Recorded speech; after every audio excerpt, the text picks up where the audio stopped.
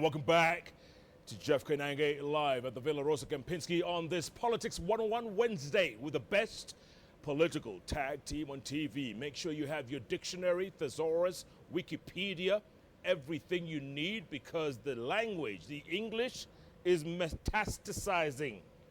No, metastasizing is pejorative, eh? Yeah. Was that wrong context? It can't Pejorative is negative. It should be ameliorative. Okay. There's another word right there.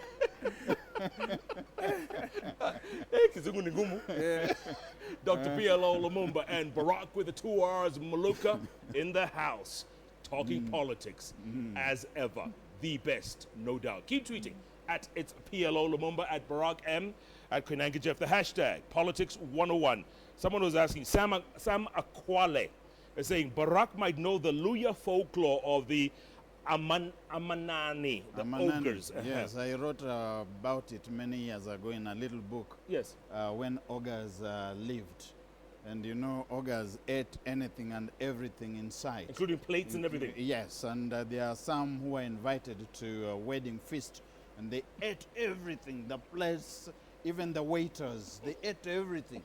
Until one of them told them, hey, gentlemen, let's throw out some of the stuff. Yes. It means that the ogres were even better than ourselves sometimes, because they returned some of that which they had eaten. Although Edward Clay used to say, what was it? What was his expression? They were vomiting on our shoes. On our shoes.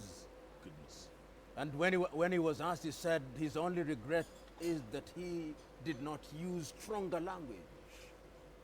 He could have used stronger. And when you look at what's happened in Rio, yes, that is vomiting on everybody's shoes. You're vomiting on the shoes of Nike, on the shoes of the Kenyan taxpayer, on the shoes of every well-wisher, on the shoes of the sports people. Yeah. You are vomiting everywhere. PLO, what were they thinking? How do you keep kit that's donated by Nike that you're supposed to distribute to the athletes? You know, Jeff, I've asked myself, do they use the kits as underwear?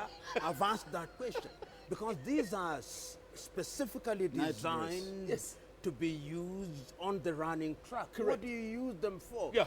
This is what is called primitive senseless accumulation. And in other parts of the world, the minister for the time being in charge of sports should not be sacking anybody. He should have resigned in Rio. That he is still occupying public office is a statement of how impunity has taken root in this country. During his watch, Kenya has been subjected to something that no other country in modern times has ever been subjected to.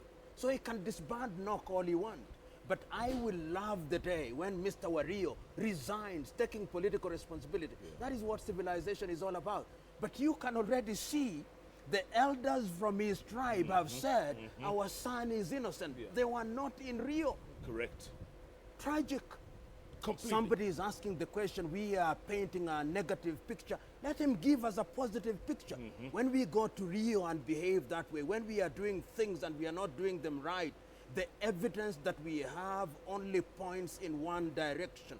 That if this country does not change course, then we lose all the things that we have accumulated over the years. Imagine if we hadn't won the 6 gold, 6 silver, and 1 bronze and become number 1 in Africa, number 15 in the world, Barrack. What would they be saying about our athletes with this whole debacle? In point of fact, as I have observed, I think we would have done a lot better. Think of coaches who could not even access rooms, coaches who could not access the arena. Think of players, athletes who had to travel without their trainers and without their coaches. It's despicable. And actually, it fills up one with sadness and something close to despair to hear that in the context of all this, there's still a sympathizer out there who actually has the temerity to say that the gentlemen are painting a pessimistic picture.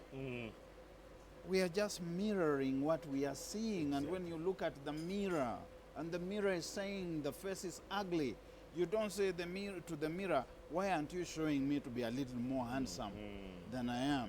If the mirror is saying the face is dirty, do something about that face. the face. Yes. And it just reminds me, Julius Yego, who won a silver in the Olympics and won a gold at the World Championship, setting a record, he didn't have a ticket to He go did to not Rio. have a ticket. Can you imagine? And somebody, I'm quite certain, was responsible for the ticketing. Of course. That individual was under the superintendence of another, and the minister was the overall political in charge. He was in Rio at the cost of the taxpayers. He now comes and says, everybody is with blemish except myself, and I'm therefore sacking everybody. Can you believe it? And then the joyriders, people who shouldn't have been in Rio Yes. were in Rio. Yeah. In five-star facilities, earning 50,000 per diem on a daily basis. come on. In other countries of the world, they would have been punished so firmly. They would have lost all the officials who went to Rio would have lost their offices. Yeah. And save the President of the Republic of Kenya the pain of relieving them of their duties. But that is not a Kenyan way. No. The Kenyan way is to say, on my dead body. And unfortunately, their bodies they never are, die. No, they are dead actually. That's why eventually they resign. Because it's possible to be walking around, but you are dead. You're dead. Inside, Your there's nothing conscience left. The conscience is died. numbed. The man died a long time ago. Wale Soyinka. Wale Soyinka. Yes. Man died in silence who Yes. remained silent in the face of tyranny. Deep, deep. Deep. And then Wario comes back and he says there are cartels in Nok. There are cartels all over the place. My hands are tied. Why was he not talking about them? Why was he not doing anything about them while when we had not gone to Rio? He cannot wait and become wise after the act. After things have happened, then he comes and start talking about a checklist, that I was there with a checklist and I asked, is this one there? Yes, it is. Is this one there? Yes, it is. We need exemplary leadership. And people must be willing to bite the bullet. Absolutely. And Wario needs to do the honorable thing, And which is to bite the bullet. Absolutely. And then PLO, the man who the Olympic Committee, the Olympic family, awarded its very first laureate. Very first. Our own Kip Keino, chairman of NOC. He's trying to fly back from Rio. He hears news. They're going to arrest him. Can you imagine? They're going to arrest our hero. Come on. You know- what happened? When did the rain start beating? You know, Jeff, Kipchoge Keino did styling job in 1968, or was it earlier in 1964? But he did a 64 styling and 60, job. yes. It tells you one story. And Shakespeare put it so well, that the world is but a stage. We have our comings And goings. and goings. We Entries must and know exits. when to leave. He has served well. My prayer, and I hope that he listens because I respect him as an elder, this is the time to hand over the baton to the next generation. What we suffer from in this country and in Africa is what is called the prima donna syndrome. The refusal by the lead actors to leave the stage. And therefore you begin to get abused and insulted by your own grandchildren. I would have been happy if Kip Keino's child were the one doing what he is doing now. In 1964, I was 2 years old. And 68, do the math, plus 4. Do the math. Kip. All right, gentlemen, let's switch gears. CJ interviews. They're going on as we speak, but the High Court ruled earlier this week that the 7 rejectees have to be interviewed. Barrack, what is that about? Is this... You see, if a court were to decide, somebody went to court on my behalf after I had failed to make the shortlist, and they insisted that Barrack should be interviewed, I would advise myself wisely not to turn up for that interview, because I'm going to face the self-same body, the self-same individuals who decided that I was not fit to be even interviewed, to be considered beyond my application being perused. I'm most likely going to be subjected to an exercise in window dressing, to an exercise in smothering over issues, perhaps even an exercise in humiliation. And I've seen even humiliation among those who are shortlisted. I've seen the comportment of some of the interviewers being one that exhibits conceit. It is. Including by people whom I would consider junior to the CJ. I've seen magistrates. Yes. And I respect them because they are learned people. I respect all the learned people, Mheshimiwa. As you should. Yes, I should. As you should, Yes, and I also respect poets. Yes, indeed, as we should. As I should. But I have seen Yes. a magistrate interviewing a person who is, in point of fact, even now, her senior. I mean, How do you, as someone who's a governor of a certain county, whether you are aware? you know, let us look at this in context, number one. First, I think we've got it wrong, and as a nation, we must rethink. We have borrowed these public interviews from America, and it's good entertainment, but I think we have gone overboard. In the United States of America, we must remember that the president nominates, and what happens is therefore a public confirmation hearing. I now hold the view that interviews should not be conducted publicly. And I've listened to some of the people whom I respect. If you want to appoint me as a judge, you should ask me questions that will help you determine that I can serve as a Chief Justice. Namely, what is my judicial philosophy? What is my understanding of the law? What are my administrative capabilities? It's not an exercise in civics and history. What does it matter if I know the governor of Tharaka Nithi or the governor of Migori, Yes. or whether I'm on Twitter or on Facebook? Or you speak Court Sheng. cases are not conducted on Twitter or Facebook. No, they're not. If I make a deliberate choice not to be in the social media, that should be respected. We should not allow an interviewee session to be an exercise in humiliation.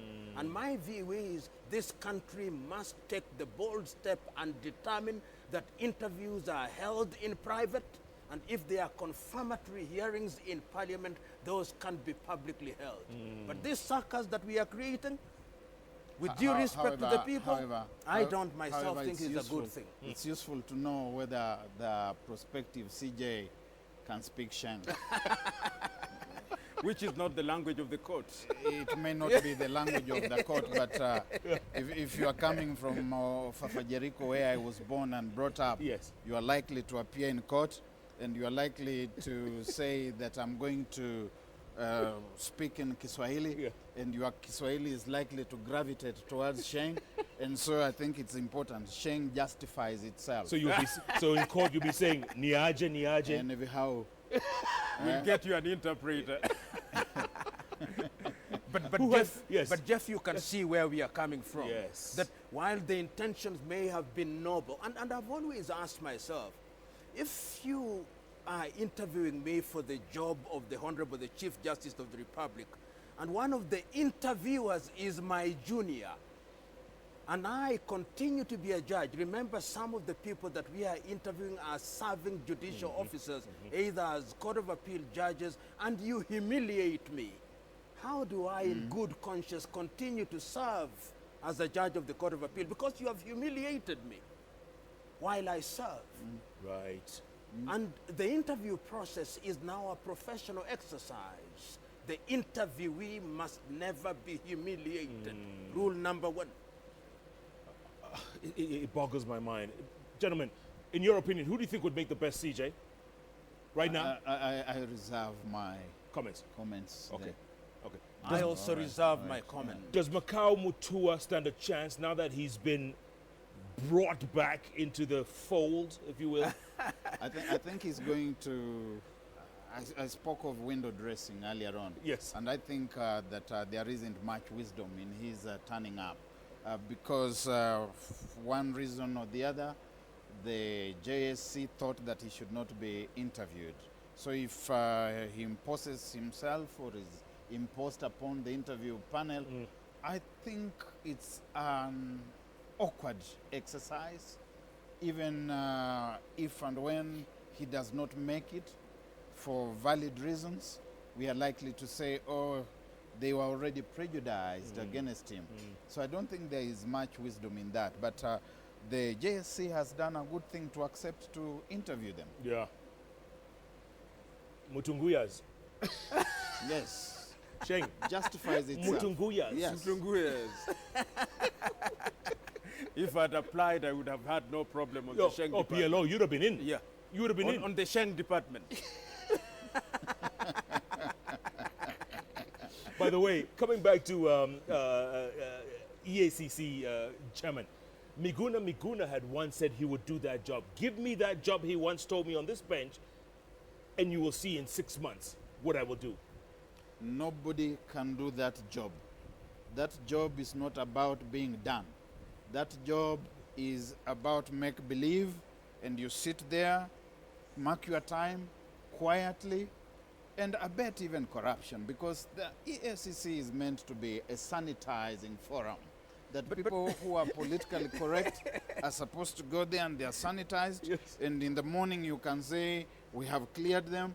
In the evening you can say, oh, we have opened up the file afresh because of pressures coming from other places. We have seen that happen in But this country. Jeff, Yes. So nobody I can do was that job. convinced that I could do that job, and I went there with the zeal, vim, and verve Yes. to do it. Let me tell you, you recommend people for prosecution. The Honorable the Attorney General, I imagine, must have laughed when when the organization recommended that cabinet ministers be prosecuted. They must have happily said, this little fellow thinks that we can prosecute ourselves. Remember that the ESCC is only a part of the chain. The best you can do is to recommend for prosecution. When you prosecute, you have the courts there who will possibly look at it very differently. Barrack is right. The ESCC can only bear its fangs and do things differently if it had prosecutorial powers and if there was unequivocal and sustained political will to fight corruption, with a judiciary that knows that you've got to think differently. When I see, for example, an order is given that a person who is alleged to be corrupt cannot have his accounts inspected, what are you saying? The courts must think differently. If I say that somebody earns 700,000 shillings and he has $1 billion in the account and I want to inspect that account, and you say that that is an invasion of his privacy. Then the court has lost its raison Completely. d'etre. Completely. In the words of the Sheng master, your job ningori. Ningori mno. Hiyo ni ngumu. Hapo me float. Hapo me float. Hiyo ni ngumu. Your job Ningori. Ningori. Let's take a quick break, come back, talk about TCAD 6, gentlemen. Yes. Out of 47 heads of state and government who are in town, one of them ended up in the Masai Mara after the conference. One of them. Ghana's Mahama. Ghana's John Mahama. One. Shinzo Abe didn't go, the star attraction. Others didn't go. And yet this was migration season, the 8th wonder of the world. Did we position the migration? That's what I want to talk about. And are they interested in the migration? We'll want to talk about that too. Perhaps we got to sell something else other than migration. Perhaps we missed an opportunity to miss an opportunity. Yeah. You're watching Jeff Koinange live on KTN Home and KTN News at the same time. It's called simulcasting. How about that? Kizungu kimenoga. Boss. Keep tweeting at It's PLO Lumumba, at Barrack M, at Koinange Jeff, the hashtag Politics 101. And what a duo we have today. I tell you, it doesn't get better than the best political tag team on TV. Tell a friend to tell a friend who knows a friend that Dr. PLO Lumumba and Barrack Muyuka are right here on JKL. And JKL takes a break. We'll be back in a moment.